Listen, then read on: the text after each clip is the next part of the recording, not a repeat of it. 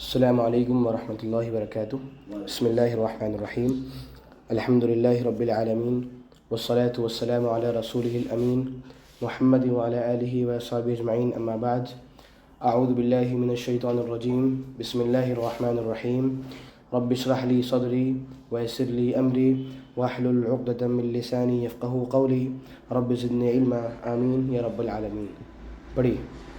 ومن الناس من يشري نفسه ابتغاء مرضات الله والله رؤوف بالعباد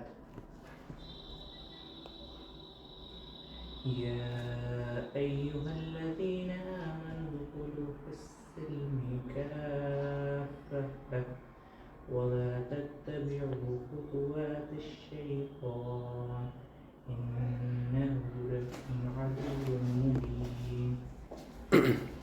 جزاک اللہ خیرا۔ آخری مرتبہ ہم لوگ جو آیتیں پڑھ رہے تھے، ان آیتوں میں بیسیکلی منافقین کی کچھ علامتیں پیش کی گئی تھیں، اور ان میں ان کے علاوہ بھی کچھ اور باتیں آپ کے سامنے پیش کی گئی تھیں، جن میں سے کوئی ایک بات آپ مینشن کر دیجئے کہ ہم نے آخری بار کیا بات پڑھی تھی۔ ہم نے یہ پڑھی تھی کہ کیا کہتے ہیں جیسا عمل کریں گے بندہ کرے گا تو اللہ تعالیٰ ویسی عمل وہ پیدا کر دے گا، ویسی حکومت مسلط کر دے گا، فصلیں خراب ہو جائیں گی، موسم میں چینجنگ ہو جائے گی۔ جی بلا شبہ، یعنی کہ بات یہ آئی تھی ہمارے سامنے کہ ہم لوگوں سے جو گناہ ہوتے ہیں، ان گناہوں کا اثر جہاں پر ہماری شخصیت پر پڑتا ہے، وہاں پر جو چیزیں ہمارے آس پاس ہیں، جو کھیتی باڑی ہے، موسم کے تغیرات ہونا، موسم میں بدلاؤ ہونا، ان تمام چیزوں پر گناہوں کا اثر پڑتا ہے۔ اس کے علاوہ ہم نے منافقین کی کچھ صفات اور کچھ پہچانیں پڑھی تھیں، جیسے وہ لوگ بہت زیادہ جھگڑالو ہوتے ہیں، ایسے ہی ان کی خواہش ہوتی ہے کہ زمین میں فساد پھیل جائے، گناہ پھیل جائیں، اور انہیں نسلوں کو اور کھیتیوں کو برباد کرنے کا موقع ملے گناہوں کے ذریعے سے، لہذا وہ زمین میں فساد کو پیدا کرتے ہیں اور مچاتے ہیں۔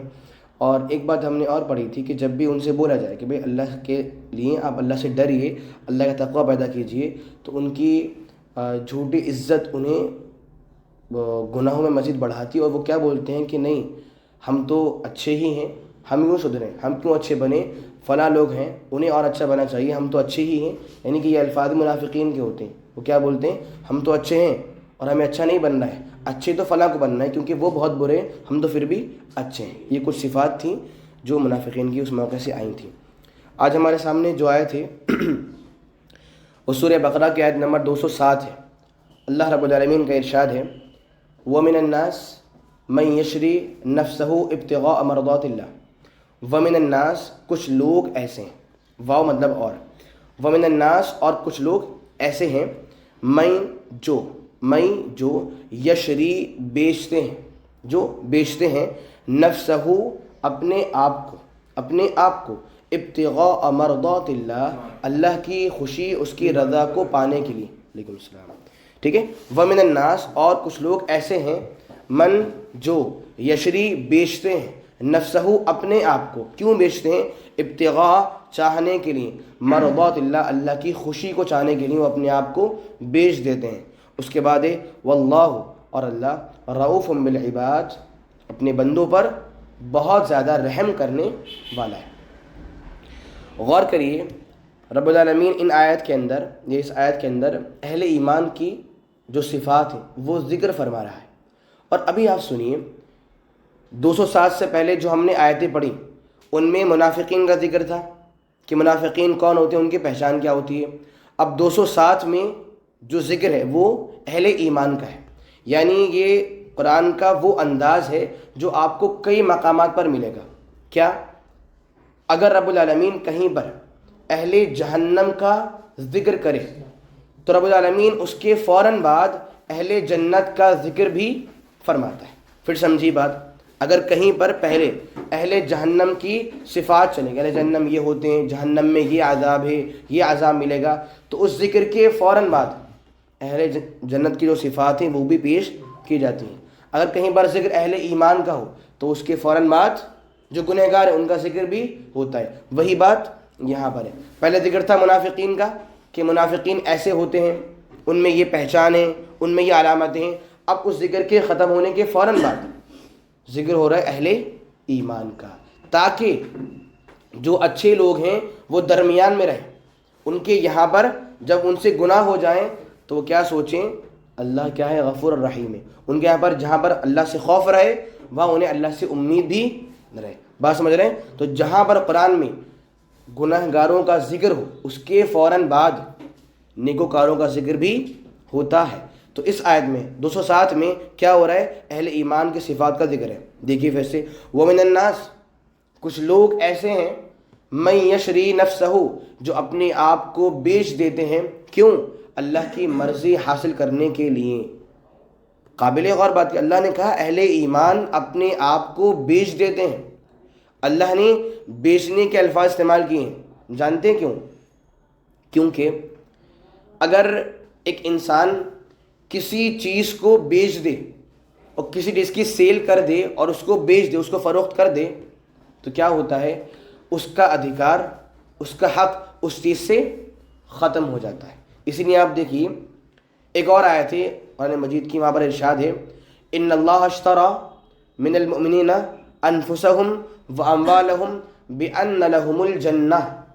وہاں ذکر ہے رب العالمین کا. اللہ نے بیان فرمایا ان اللہ اشترى، بے شک اللہ نے خرید لیا ہے، بے شک اللہ نے خرید لیا ہے، من المؤمنین ایمان والوں سے، انفسهم ان کی جانوں کو اور ان کے مالوں کو. اللہ نے ایمان والوں سے ان کی جان اور ان کی مال کو خرید لیا ہے. کیوں؟ کیونکہ انہیں جنت ملنے والی ہے. یعنی کہ اللہ نے جنت کے بدلے اہل ایمان سے ان کے نفس، ان کی جان، ان کے مال کو خرید لیا. مطلب کیا، انہوں نے، اہل ایمان نے اپنے نفس، اپنی جان، اپنے مال کو اللہ کو بیچ دیا ہے. کیا بیچنا؟ یعنی ان کا حق اپنے آپ سے ختم ہو گیا ہے. ان کا مال ان کا نہیں، اب کس کا مال ہے؟ رب العالمین کا.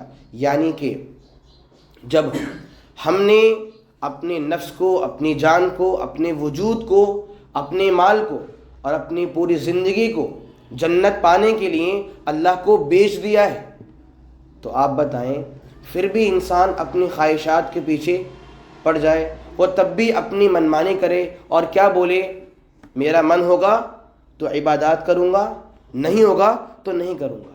ابھی موڈ نہیں، سنا آپ نے، ابھی من نہیں ہے، جب من ہوگا تو نمازیں پڑھ لوں گا، اچھے کام کر لوں گا. یہ طریقہ اہل ایمان کا نہیں ہے. وہ کیا بولتے ہیں، اے اللہ ہمارا وجود، ہمارا نفس، ہمارا جسم، ہماری ہر چیز تیرے نام ہو چکی ہے، تو اس کا مالک ہے، تو جب چاہے گا اسے ہم تیرے لیے قربان کرنی، کیونکہ یہ تو ہمارا ہے ہی نہیں، ہمارا حق تو اس پر ہے ہی نہیں. تو آپ سوچئے جب ہمارا وجود اللہ کا ہے تو پھر اس وجود سے اللہ کو راضی کرنے والے کام کیوں نہیں ہو رہے؟ یا تو ہم یہ بولیں کہ نعوذ باللہ ہمارا ایمان قرآن مجید پر نہیں ہے، یا ہم کیا بولیں، جب ہم نے اس آیت کو مان لیا کہ ہم نے اللہ کو، اپنے نفس کو بیچ دیا ہے، تو پھر ہم اپنا جو ادھیکار ہے وہ نبھانا اور وہ دکھانا چھوڑ دیں، ختم کر دیں. دو باتیں نا، یا تو آپ کیا بولیں کہ نہیں یہ آیت غلط ہے، ہم نے اپنے آپ کو نہیں بیچا اللہ کو، یا تو آپ یہ بات بولیے. اگر آپ یہ بات نہیں بول رہے ہیں پھر ہم کیا بولیں کہ جب ہم نے خود کو اللہ کو بیچ ہی دیا ہے تو پھر کیوں نہ اس وجود سے وہ کام کیے جائیں جس سے اللہ راضی اور خوش ہوتا ہے. اور وہ کام نہیں ہو رہے ہیں، وہ کام نہیں ہو رہے ہیں، تو سوچیں ہم لوگ کہاں پر جا رہے ہیں، پھر ہم کہاں جا رہے ہیں. جب ہم نے یہ بات بول دی کہ اللہ یہ نفس، یہ وجود، یہ جان، یہ روح، سب چیزیں تیری ہی ہیں، تو اللہ تو جب بولے سر جھکانا ہے جھکائیں گے، تو جب بولے اچھے کام کرنے تو ہم کیا کریں گے، اچھے کام کریں گے.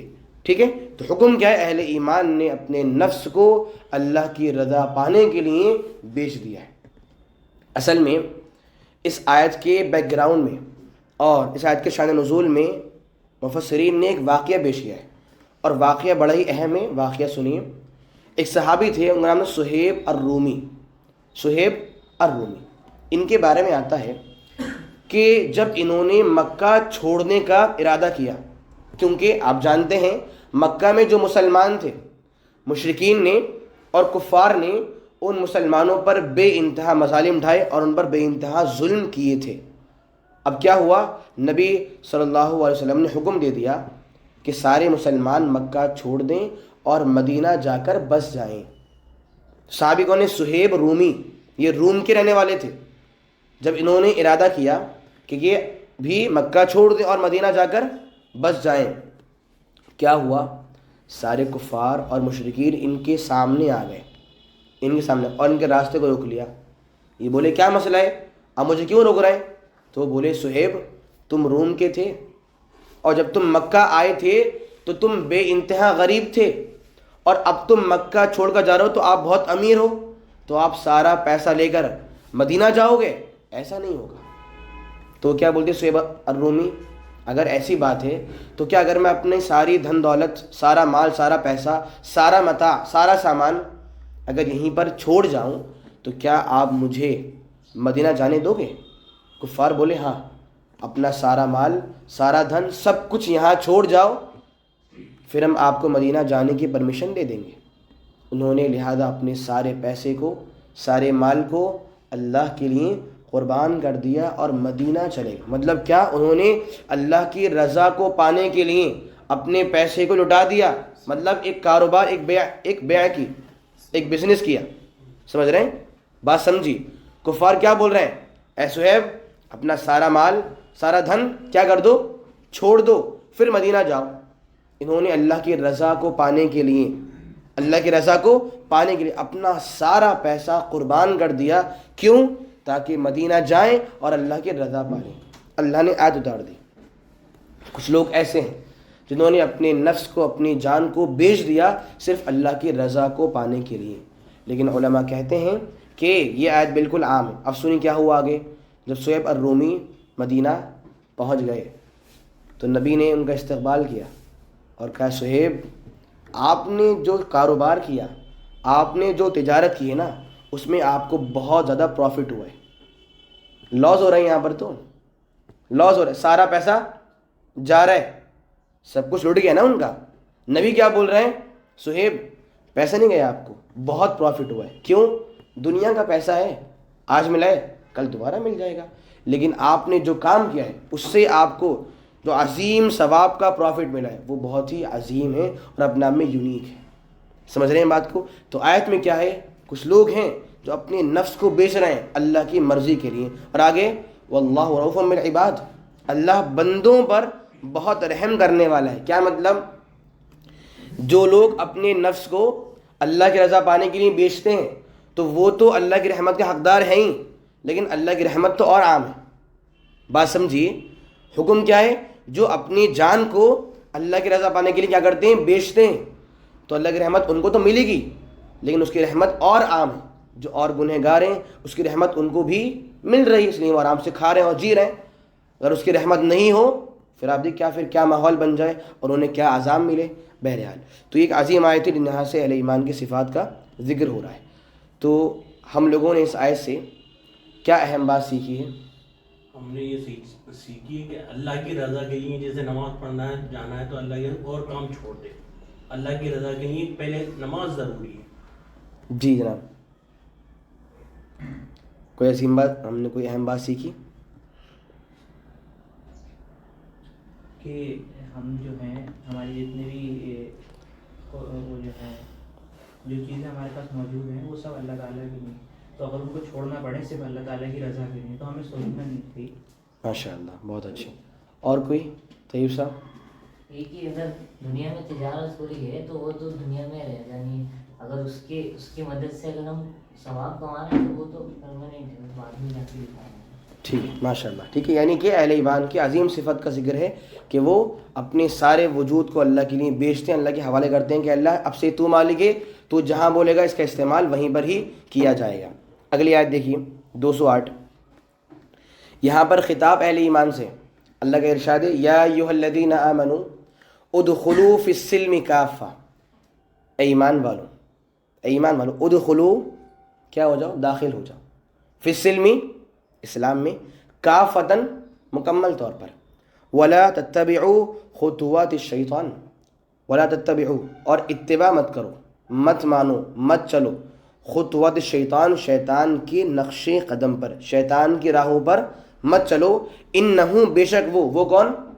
شیطان، لکم، تمہارا، عدو، دشمن، مبین، کھلا ہوا. غور کریے، اللہ نے کہا یا ایھا الذین آمنوا، اے ایمان والو.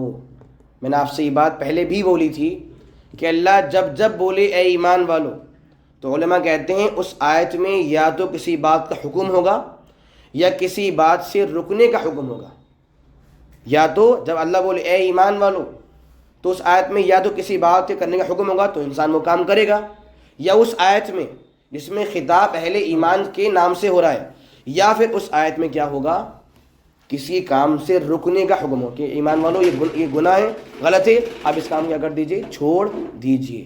اب دیکھیے یا ایھا الذین آمنوا، اب لوگوں جو ایمان والو، ادخلوا داخل ہو جاؤ، فی السلم اسلام میں، کافتن مکمل طور پر، کافتن مکمل طور پر. اب یہاں پر ایک بات سمجھیے، ایک لفظ کافتن مکمل طور پر، اس لفظ کا تعلق یہاں پر دو چیزوں سے ہو سکتا ہے. غور سے بات سنیے، اے ایمان والو اسلام میں مکمل داخل ہو جاؤ، لفظ کافہ مطلب مکمل، ٹھیک ہے. اس لفظ کا تعلق یہاں پر دو چیزوں سے ہو سکتا ہے. اگر اس کا تعلق لوگوں سے مانے تو آپ کیا بولیں گے، اے تمام لوگوں اسلام میں داخل ہو جاؤ. اگر آپ کافہ کو، کافہ مینز سب، تمام، ٹھیک ہے. اگر آپ کافہ کو لوگوں سے جوڑیں تو مطلب کیا ہوگا، اے تمام لوگوں جو مسلمان ہوں یا مسلمان نہیں ہوں، اے تمام لوگوں اسلام میں داخل ہو جاؤ. ایک مطلب یہ.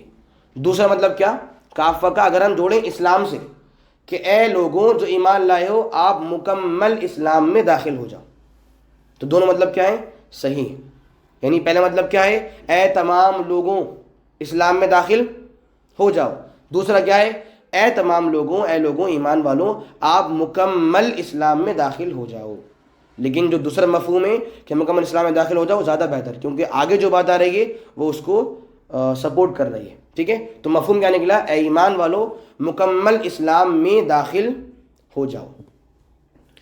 قابل غور بات کیا ہے، اللہ نے کہا اے ایمان والو اسلام میں مکمل داخل ہو جاؤ، تو جو ایمان والے ہیں وہ اسلام میں داخل تو ہوتے ہیں. اللہ کیا بول رہا ہے، اے ایمان والو اسلام میں مکمل داخل ہو جاؤ. ایمان والے کون ہوتے ہیں، جو اسلام میں ہوتے ہیں نا. پھر بھی اللہ بول رہا ہے اے ایمان والو اسلام میں مکمل داخل ہو جاؤ. تو اگر اہل ایمان اسلام میں داخل نہیں ہوتے تو پھر اور کون ہوتا ہے، بات سمجھ رہے ہیں. تو ایمان والے تو اسلام میں داخل ہوتے ہی ہیں نا، تبھی انہیں ایمان والا بولتے ہیں. تب بھی اللہ کیا بول رہا ہے، اے ایمان والو اسلام میں مکمل داخل ہو جاؤ. کیا یہ باتیں ٹکرا رہی ہیں آپس میں، کوئی تعارض تو نہیں ہو رہا ہے نا. دیکھیے یہ وہی آیت ہے جو سورہ نساء میں موجود ہے. وہاں آیت دیکھیے، یا ایھا الذین آمنوا آمنوا باللہ ورسولہ. آیت سمجھیے، سورہ نساء کی آیت کیا ہے، یا ایھا الذین آمنوا آمنوا باللہ ورسولہ. اے وہ لوگوں جو ایمان لائے ہو ایمان لے آؤ اللہ اور اس کے رسول پر. اے ایمان والوں ایمان لے آؤ، کس پر، اللہ اور اس کے رسول پر، اور اس کتاب پر جو اللہ نے رسول پر اپنے اتاری ہے. خطاب ہو رہا ہے ایمان والوں سے، حکم کیا ہے، ایمان لے آؤ. اے ایمان والو ایمان لے آؤ، وہی بات یہاں پر ہے، اے ایمان والو اسلام میں داخل ہو جاؤ. حکم کیا ہے کہ آپ کے یہاں پر کتنا ہی اسلام آ جائے، کتنا ہی ایمان آ جائے، انسان اپنا محاسبہ کرتا رہے، چیک کرتا رہے کہ کیا میں اسلام میں آگے بڑھ رہا ہوں اور داخل ہو رہا ہوں، یا پھر اس سے پیچھے. اپنا محاسبہ، اپنے آپ کو چیک کرے کہ میں خود کو مسلمان بولتا ہوں، میں کیا بولوں، میں صاحب ایمان ہوں. چیک کرے خود کو کہ کیا میں ایمان میں روز بروز بڑھ رہا ہوں یا اس سے پیچھے ہٹ رہا ہوں. تو حکم کیا ہے، آپ بھلے خود کو ایمان والا بولو، اپنا محاسبہ اپنے آپ کو چیک کیجیے ضرور، کیا آپ اسلام میں بڑھتے ہیں یا پھر پیچھے ہٹتے ہیں، آپ کا ایمان اسلام بڑھ رہا ہے یا پھر کم ہو رہا ہے. تو حکم کیا ہے، ایمان والو اسلام میں مکمل داخل ہو جاؤ. اس کے بعد ہے وَلَا تَتَّبِعُوا خُطُوَاتِ الشَّيْطَانِ، کہ ایمان والوں شیطان کے نقش قدم پر مت چلو، شیطان کی راہوں کی پیروی نہ کرو. ایک چھوٹی سی بات غور کریے، اللہ نے یہ نہیں کہا کہ آپ شیطان کی اتباع مت کرو. اللہ نے کیا بولا، خطوات الشیطان، شیطان کے نقش قدم، شیطان کی راہ یا شیطان کے جو پاؤں کے اثر ہیں ان کی پیروی مت کرو. اللہ یہ بات بول رہا ہے. اللہ نے یہ نہیں بولا کہ تم شیطان کی بات مت مانو. کیا بولا؟ شیطان کے نقش قدم پر مت چلو. ایک عظیم حکمت یہاں موجود ہے. یہاں پر جانتے ہیں وہ کیا؟ وہ یہ ہے کہ شیطان، دو باتیں میں پیش کروں یہاں پر آپ کے سامنے. پہلی بات یہ کہ شیطان جب بھی ہم سے کوئی بھی برا کام کرواتا ہے تو وہ سیدھا نہیں بولتا ہے کہ لوگوں کفر کر لو، شرک کر لو، یہ گناہ کر لو، نماز چھوڑ دو. وہ سیدھے آ کے نہیں بولتا ہے. وہ ایک سٹیپ بائی سٹیپ اپنا کام کرتا ہے. ٹھیک ہے؟ پہلے وہ کام کروایا، انسان نے وہ کام کر لیا، اب اس سے آگے والا کام کروایا، اب اس سے آگے والا کام کروایا. سمجھ رہے ہیں بات کو؟ ایک مثال دوں. جیسے مان لیجئے ایک انسان ہے، وہ 5 وقت کی نمازیں برابر پڑھتا ہے اور شیطان کو یہ بات ہضم نہیں ہو رہی. وہ کیا چاہتا ہے؟ یہ انسان نمازیں چھوڑ دے. لیکن وہ صاحب ایمان ہے، وہ اس کی بات نہیں مانتا ہے. کیا بولتا ہے؟ میں نمازیں 5 وقت کی پڑھوں گا مع نفل اور سنتیں. شیطان اب لگا رہے ٹرک. شیطان بولتا ہے کہ ارے سنتیں ضروری تھوڑی ہیں، سنتیں ضروری تھوڑی ہیں. تو پہلے وہ صاحب ایمان سے سنتیں اور نفل چھڑواتا ہے، اور جب صاحب ایمان اس کی یہ بات مان لے، شیطان ایک قدم اور آگے بڑھتا ہے اور اس سے ہلکے ہلکے فرائض بھی چھٹوا دیتا ہے. پہلے اسے افسوس ہوا، سنتیں چھوٹ گئیں، نفل افسوس ہو رہا ہے، افسوس کم ہوا، شیطان کو موقع مل گیا. اب وہ فرائض بھی چھٹواتا ہے اور اس کا افسوس، صاحب ایمان کا جو افسوس ہے وہ افسوس بھی ختم کروا دیتا ہے. مطلب کیا ہوا؟ شیطان اگر یہ بولتا نماز چھوڑ دو تو لوگ بولیں گے نہیں پاگل ہو، نہیں نماز پڑھیں گے. وہ اپنے پہلے کیا کام کر رہا ہے؟ پہلے سنتیں چھوڑو، نفل چھوڑو، پھر فرائض کو چھوڑ دو. یہی وجہ ہے. اب آپ دیکھیے، ایک صاحب سے میری بات ہوئی، وہ بولے ابھی رمضان کی بات ہے، کہنے لگے کہ تراویح میں حاضر نہیں ہوا، تراویح میں حاضر نہیں ہوا. میں نے کیا مسئلہ، کیوں نہیں ہوئے؟ بولے کہ دیکھیے اگر میں تراویح پڑھنے کے لیے جاتا ہوں نماز کے لیے رات میں، تو میرا نا ذہن وہاں سے ہٹ جاتا ہے، میں کہیں اور پہنچ جاتا ہوں، میں کہیں اور پہنچ جاتا ہوں. تو میں نے کیا سوچا کہ ایسی نماز کا کیا فائدہ جس میں انسان کا دھیان نماز میں ہو ہی نہیں. تو میں نے رات میں مسجد میں نماز پڑھنا چھوڑ دیا. اب میں اپنی تنہا نماز رات میں پڑھتا ہوں. اب آپ سوچئے یہ شیطان کی کوشش کیا تھی؟ اس صاحب ایمان کو کیا کرے؟ تراویح سے روک دے. روک کیا دیا؟ یہ دیا کہ آپ تراویح پڑھ رہے ہو، ہاں پڑھ رہا ہوں، لیکن آپ کا دھیان تو وہاں پر ہے ہی نہیں، پھر کیا فائدہ؟ کیوں پڑھ رہا ہو آپ؟ اب انہوں نے اس وجہ سے نماز پڑھنا باجماعت ہی ختم کر دی. سمجھ رہے ہیں بات کو؟ مطلب کیا؟ شیطان کبھی بھی سیدھے کفر کروائے، شرک کروائے ایسا نہیں، وہ سٹیپ بائی سٹیپ کام کرتا ہے. ایک بات یہ. دوسری بات آپ کو اور بتاؤں، اللہ نے کہا شیطان کے نقش قدم کی پیروی مت کرو. دیکھیے نقش قدم کا مطلب کیا ہوتا ہے کہ جب کسی نے کسی زمین پر، کسی ریتیلے علاقے میں کہیں پر بھی ایک بار قدم رکھ دیا، ایک بار قدم رکھ دیا، تو اس کے قدم رکھنے کی وجہ سے جو نشان بن گیا اسی نشان پر چلنا، وہی کیا ہوتا ہے؟ فلاں کے نقش قدم کی پیروی کرنا. غور سے بات سنیے، بہت اہم بات ہے. اللہ نے کیا بولا؟ شیطان کے نقش قدم کی پیروی مت کرو. نقش قدم کیا ہوتے ہیں؟ جب کوئی بھی چلنے والا انسان ایک جگہ پر پیر رکھ دے، اس کے وہاں پر پیر رکھنے سے جو نشان بنتا ہے وہ ہے نقش قدم. اور اس کی پیروی کیا ہے؟ وہیں پر ہی قدم رکھنا. جہاں پر پہلے گزرنے والے نے قدم رکھا تھا وہیں پر ہی قدم رکھنا. کیا ہے؟ اس کے نقش قدم کی پیروی کرنا. دیکھیے اللہ نے کیا بولا؟ لوگوں شیطان کے نقش قدم کی پیروی مت کرو. جانتے ہیں کیا؟ اللہ نے سوچ یہ دی کہ شیطان نے جو گناہ خود کیے ہیں وہی گناہ وہ آپ سے کروائے گا.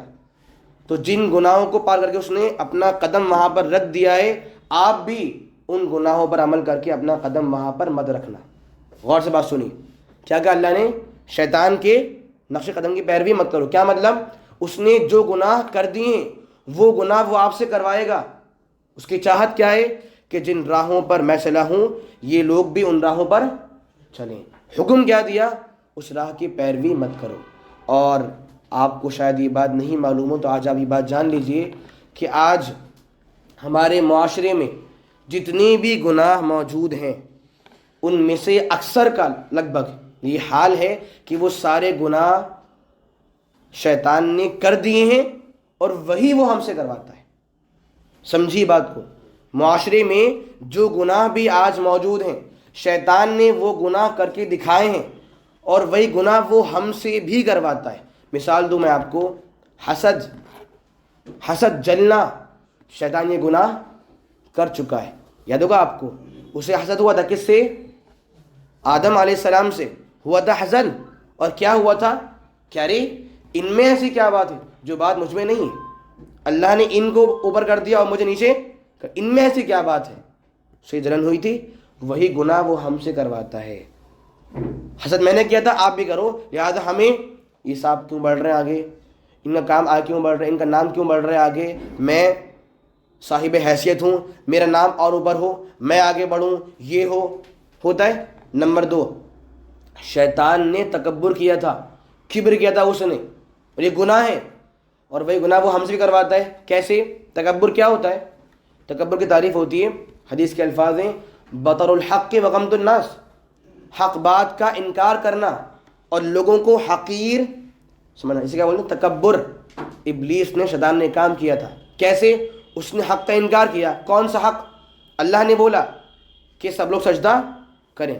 اللہ کا حکم حق ہوتا نہیں ہوتا ہے. اللہ نے کیا بولا؟ سجدہ کرو. وہ کیا تھا؟ حق. ابلیس نے انکار کر دیا, اللہ میں سجدہ نہیں. مطلب کیا؟ وہ حق کا انکار کر رہا ہے. اور دوسری بات کیا؟ تعریف میں لوگوں کو حقیر ماننا. ابلیس نے حضرت آدم کو حقیر مانا. قرآن کے آیت کے الفاظ اس نے کہا احد الذی کرمت علیہ, اے اللہ کیا یہ وہ انسان ہے جس کو تو نے مجھ پر عزت دی؟ اے اللہ کیا یہ وہ کہ وہ مجھ سے آگے بڑھ گیا اور میں ذرا رسوا ہو گیا ہوں؟ کیا یہ انسان, مطلب کیا اس کا انداز حقیروں والا ہے, کیا یہ وہ انسان ہے, کیا یہ وہ شخصیت ہے؟ اب سمجھیے تکبر کیا تھا؟ حق کا انکار اور لوگوں کو حقیر سمجھنا. یہ گناہ تھا. ابلیس نے گناہ کیا تھا, شیطان نے, اور وہ گناہ ہم سے کروا رہے ہیں. تکبر کر رہے ہیں ہم لوگ. آیتیں آ جاتی ہیں, حدیث آتی ہے, ہم نہیں مانتے, لوگوں کو حقیر مان رہے ہیں. ارے 3rd کلاس لوگ ہیں, ڈھنگ سے بات نہیں کرتے ہیں, دور ہٹو ان سے, برے لوگ ہیں, فلاں ہیں. گناہ اس نے کیا تھا, وہی گناہ وہ ہم سے بھی کروا رہے ہیں. شرک اس نے کیا, ہم سے کروا رہے ہیں. کفر اس نے کیا, ہم سے کروا رہا ہے. اور آپ سوچیے ہر گناہ لگ بھگ ابلیس نے کیا ہے اور وہ ہم سے بھی کرواتا ہے. تو آیت میں حکم کیا ہے؟ لوگوں شیطان کے نقش قدم کی پیروی مت کرنا. جن راہوں پر وہ چلا ہے وہ آپ کو بھی چلائے گا. آپ کا فرض کیا ہے؟ جب آپ ایمان میں داخل ہوگے تو آپ کا فرض کیا ہے کہ شیطان کی راہوں پر مت چلنا. کیونکہ جب آپ ایمان میں, اسلام میں داخل ہو چکے ہو تو آپ کا فرض کیا ہے؟ آپ اسلام پر چلو, نہ کہ شیطان کی راہوں پر چلو. دیکھ رہے ہیں پہلے حکم کیا ہے؟ ایمان والوں اسلام میں داخل ہو جاؤ. کیا مطلب؟ جب آپ نے اسلام کو مان ہی لیا ہے تو آپ اسلام کی راہوں پر چلو, نہ کہ شیطان کی راہ پر. ٹھیک ہے؟ کیوں نہ چلو؟ آگے وجہ اور جواب موجود ہے. انہ لکم عدو مبین, بے شک شیطان آپ کا کھلا ہوا دشمن. کیا کھلا ہوا؟ سنتے آپ لوگ یہ الفاظ بار بار. شیطان آپ کا کھلا ہوا دشمن. کیا کھلا ہوا بتائیے؟ پتہ ہونے کے باوجود بھی ہمیں پتہ ہے کہ ہمارا دشمن ہے, سامنے سے وار کرنے والا. جی, یعنی کہ ایسا دشمن جس نے اپنی دشمنی کا اظہار کر دیا ہے. اور کیا اظہار کیا؟ کہ اللہ آدم ان کی پوری اولاد کو برباد کر دوں گا. لیکن آیت کے الفاظ ہیں اے اللہ آگے سے بھی آؤں گا, پیچھے سے بھی آؤں گا, وان ایمانہم, دائیں سے بھی آؤں گا, بائیں سے بھی آؤں گا, گمراہ کروں گا. یعنی کہ وہ دشمن جس نے دشمنی کا اظہار کر دیا ہے تو اللہ کیا بول رہے ہیں؟ اس کی راہوں پر نہ چلو, کیونکہ وہ آپ کا کھلا ہوا دشمن. مطلب کیا؟ وہ کہہ رہے ہیں میں دشمن ہوں آپ کا, وہ کہہ رہا ہے. اب آپ سوچئے کہ جب شیطان بالکل کھلا ہوا دشمن ہے تو ہمارا فرض کیا ہوتا؟ ہم اس کی راہوں سے چوکنا رہتے. شیطان برے کام کروائے گا, یہ کام کروائے گا, ہمارا فرض یہ ہوتا ہم یہ ٹیکنیک لگاتے. اور ہماری حالت کیا ہے کہ جو کرواتا ہے ہم وہی کام کر رہے ہیں. جو کرواتا ہے وہی کام کر رہے ہیں. قرآن کے آیت کے الفاظ ہیں فَاتَّخِذُوهُ عَدُوًّا کہ لوگوں شیطان آپ کا دشمن ہے, اسے اپنا دشمن بنا لو. سمجھیے آیت کو, ان الشیطان لکم عدو فاتخذوه عدوا, لوگوں شیطان آپ کا دشمن ہے تو اسے اپنا دشمن بنا لو. بنا لو کیا مطلب؟ دشمن تو ہے نا اللہ کا, دشمن اپنا بنا لو. کیا بنا لو؟ یعنی چوکنا رہو کہ جب جب آپ کوئی قدم اٹھاؤ تو سوچو شیطان کیسے وار کرے گا. آپ دیکھیے جو پارٹیاں ایک دوسرے کے اگینسٹ ہوں وہ سامنے والوں کو اپنا دشمن مانتی ہیں کہ ہمارا دشمن ہے, اور جب بھی کوئی فیصلہ دیں سوچتی ہیں نا اگر ہم نے یہ فیصلہ دیا پلٹ وار یہ آئے گا, ہم نے قدم اٹھایا تو اختلاف ایسے ہوگا. حکم ویسے یہاں پر ہے, شیطان آپ کا دشمن ہے اسے اپنا دشمن بنا لیجئے. کیا مطلب؟ جب بھی آپ کوئی قدم اٹھائیں تو سوچ لیں وہ آئے گا تو کیسے بہکائے گا, کیا ٹیکنیک ہوگی, کیا چیزیں ہوں گی, انسان پہلے سے ہی سوچ لے. تو حکم کیا, ایمان والو اسلام میں داخل ہو جاؤ اور شیطان کی راہوں پر نہ چلو کیونکہ وہ آپ کا کھلا ہوا دشمن ہے. بتائیے آپ نے کیا بات سیکھی اس آیت سے؟ جی جناب. یہ شیطان کھلا ہوا دشمن ہے, اس کی راہ میں مت چلو, اللہ کی جو ہے. جی حسد جلن نہیں کرے اور غلط کام نہیں کرے. شیطان کھلا ہوا دشمن ہے, ایمان میں مکمل ہو جائے. جی جناب. نفس پہ کنٹرول رکھے اپنے, شیطان نفس پہ قابو کر لیتا ہے. شیطان اس نے خود ہی ظاہر کر دیا کہ وہ اپنا ہمارا خود دشمن ہے. بہت اچھے. مجھے کچھ سوال پوچھنا تھا. بتائیے. وہ جو شروعات وہ میں نے پہلے کی بات سنی نہیں تھی, میں آ کے بیٹھا تھا نا تو میں یہ سن رہا تھا کہ ایمان والوں سے کہا جا رہا ہے کہ آپ پورے کے پورے اسلام میں داخل ہو جاؤ.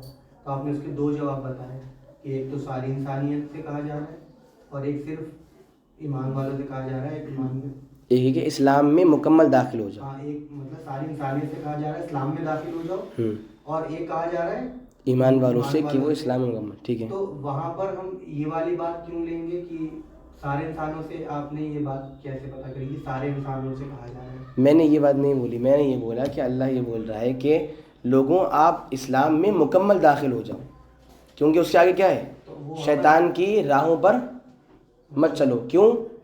اس کی راہوں پر چلنا اسلام میں کمی ہے نا, تبھی ہم نے وہ میننگ مراد لیا کہ اسلام میں مکمل داخل ہو, مطلب کہ مکمل اسلام کو مان لو. کیوں؟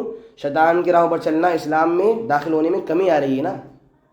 نہیں, وہاں پر تو یہ کہا جا رہا ہے نا ایمان والوں سے کہا جا رہا ہے نا. یہ کہہ رہے ہیں کہ ایمان والوں سے کہا جا رہا ہے. آپ نے سارے انسانوں کو کیسے لیا ہے اس آیت؟ اس میں تو ایمان والوں سے کہا جا رہا ہے آپ داخل ہو جاؤ, تو اس میں نان مسلم کیسے شامل ہو جائیں گے؟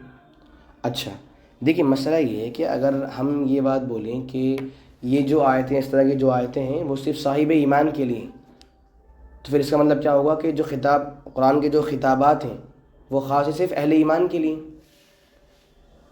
اہل ایمان مراد ہیں کیونکہ بیسیکلی ان کو حکم دینا کہ آپ اسلام میں مزید آگے بڑھیے. اگر آپ یہ بات بولیں کہ جو ہے یہ حکم صرف اہل ایمان کے لیے خاص ہے, تو کیا یہ حکم آج اس پر عمل نہیں ہوگا؟ بھائی قرآن تو قیامت تک کے لیے ہے نا. ٹھیک ہے, ہم یہ بات مانتے نہیں مانتے. اگر آپ بولیں کہ یہ حکم صرف اہل ایمان کے لیے خاص ہے, تو پھر آج جو لوگ کفار ہیں وہ اس پر عمل کیسے کریں گے؟ وہ بولیں گے بھائی یہ حکم تو ان کے لیے ہے. اور قرآن کی پہلی آیت میں دیکھیں آپ, جو پہلا خطاب ہے وہ سارے انسانوں سے, یا ایھا الناس, اے انسانوں. اٹ مینس قرآن سارے انسانوں کے لیے. اب حکم کیوں ہے اہل ایمان کے لیے؟ تاکہ انہیں ابھارے اللہ کہ آپ تو ایمان والے, ایٹ لیسٹ آپ تو مکمل بن جاؤ. خطاب سب کے لیے لیکن خاص آپ, کیونکہ خاص لوگ آپ ہیں تو ایٹ لیسٹ آپ تو آگے بڑھو نا, آپ پیچھے کیوں ہو؟ باقی خطاب تو سب کے لیے. شاید جیسے نبی کو خطاب کر کے سارے ایمان والے. کبھی کبھار ہوتا ہے نا کہ اللہ بولتا ہے کہ اے نبی آپ بھی شرک مت کرنا. اب نبی شرک کر دیں گے؟ نہیں, نبی پر رکھ کے حکم دیا ساری امت والوں کو. وہی بات یہاں پر بھی ہے, مین خطاب والے اہل ایمان لیکن حکم سب کے لیے. یہ تو آپ کا سوال تھا. فائدہ کیا آپ نے سیکھا اس آیت سے؟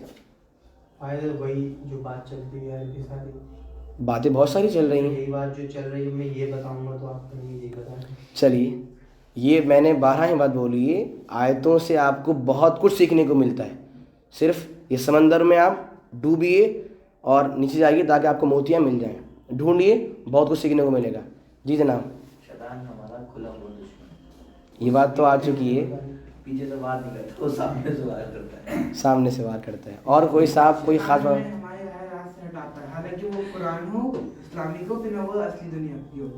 ہمارا ایمان جب تک ادھورا ہے، جب تک ہم پورے اسلام کو ٹھیک سے قبول نہیں کر لیتے، اور ہمارے ایمان میں کہیں نہ کہیں کمی رہی جاتی ہے جب تک ہم پورا اسلام ٹھیک سے قبول نہ ماشاء اللہ، بہترین. جی شیطان جو ہے مطلب اسٹیپ بائی اسٹیپ ہمیں آگے ویری بڑھنا ماشاء چاہیے. اللہ. جیسے ہمارے من میں خیال آتا ہے کہ ابھی تو ٹائم ہے، ہم نماز پڑھ لیں گے، جی اور وہ بہت اچھا، ٹائم پیچھے ہوتے چلا جاتا ہے. اور پھر اچھا ریلیٹ کیا آپ نے ماشاء اللہ ٹائم سے، کہ ابھی تو ٹائم ہے، پڑھ لیں گے اور پھر ٹائم ہی نکل جاتا ہے. اس نے ہم سے ایسے نماز چھڑوا دی. پہلے آپ کو بولے نماز مت پڑھو، ارے بھائی کیا بولو، نماز پڑھیں گے ہم. وہ بولتا ہے ابھی 1 گھنٹہ ہے، ابھی پون گھنٹہ ہے، آدھا، پھر نماز ہم سے نکلوا دیتا ہے. جی کہ جو لوگ اپنے آپ کو ایمان والے کہتے ہیں، یہ ان کی ذمہ داری ہے کہ وہ وقت اپنے ایمان کو دیکھتے رہیں، چیک کرتے رہیں کہ وہ بڑھ رہے ہیں یا کم کر رہے ہیں. کیونکہ جیسے آپ نے کہا کہ شیطان ایک دم سے حملہ نہیں کرتا ہے، وہ دھیرے دھیرے آپ کے جو نیک عمل ہیں، جو اللہ تعالیٰ کو خوش کرنے والے عمل ہیں، اس کو دھیرے دھیرے کم کرتا ہے. تو ایمان والوں کی ذمہ داری ہے کہ وہ ہر وقت اپنا ایمان کو چیک کرتے رہیں کہ وہ اس طرف بڑھ رہے ہیں یا شیطان کی طرف جا رہے ہیں. بارک اللہ فیک. اور کوئی خاص بات؟ شیطان جو ہے 2 چیزوں کا کھل کے حکم دیتا ہے، ایک برائی کا اور ایک بھلائی کا، وہ بھی اس میں شامل کیا جا سکتا ہے. جی ماشاء اللہ. ایک بات یہ تھی کہ شیطان بہت پڑھا لکھا ہے، اسی وجہ سے اس نے کافی چیزیں سیکھی. ان میں سے ایک چیز یہ بھی سیکھی کہ جیسے شریعت آئی ہے بتدریج، اور ساری چیزیں ہوئی بتدریج، درجہ بدرجہ، تو اس نے وہی اصول لے کر چلا ہے. اور اس سے ہمیں یہ بھی سمجھ میں آتا ہے کہ بتدریج اگر ہم کوئی کام کرتے ہیں تو وہ کام ہو جاتا ہے آسانی کے ساتھ. لیکن شیطان اسٹیپ بائی اسٹیپ ہمیں گمراہ کرتا ہے، اور اس نے یہ سبق سیکھا اسلام سے، کیونکہ بہت سارے احکام ہیں جو کہ آرام سے اترے. شیطان جو شراب ہے وہ بھی 3 مراحل میں حرام ہوئی ہے. تو اس نے کیا سیکھا، اگر مجھے بندوں کو گمراہ کرنا ہے تو پھر میں بھی اسٹیپ بائی اسٹیپ گمراہ کروں تاکہ گمراہی میں کامیاب ہو جاؤں. ہم دعا کریں اللہ تو ہم تمام لوگوں کو اسلام سے مکمل جڑنے کی توفیق عطا فرما. آمین یا رب العالمین. السلام علیکم ورحمۃ اللہ وبرکاتہ.